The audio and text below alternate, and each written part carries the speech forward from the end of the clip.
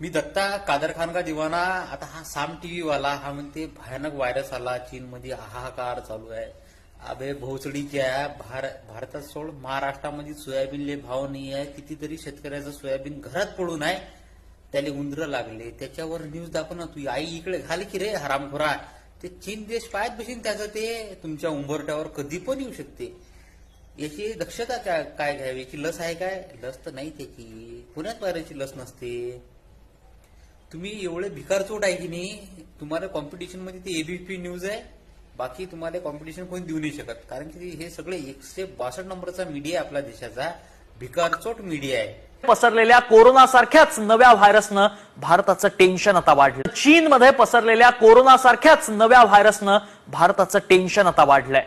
मोठी बातमी या क्षणाची आपण पाहतोय, कारण हा नवा HMPV व्हायरस लहान मुलांसाठी, वृद्धांसाठी अतिशय अतिशय अतिशय धोकादायक आहे। जेव्हा कोरोना भारतात आला होता तेव्हा त्याचा पहिला रुग्ण केरळमध्येच आढळला। याच पार्श्वभूमीवर केरळ आणि तेलंगणा राज्याला अलर्ट देण्यात आलाय। रोजगारासाठी केरळचे लोक विविध देशांमध्ये विखुरलेले आहेत आणि त्यामुळे केरळच्या नागरिकांना विशेष खबरदारी घेण्याच्या सूचना देण्यात आल्या आहेत। ज्येष्ठ नागरिक, आजारी लोक तर गर्भवती महिलांना मास्क लावण्याच्या सूचना देण्यात आल्या आहेत।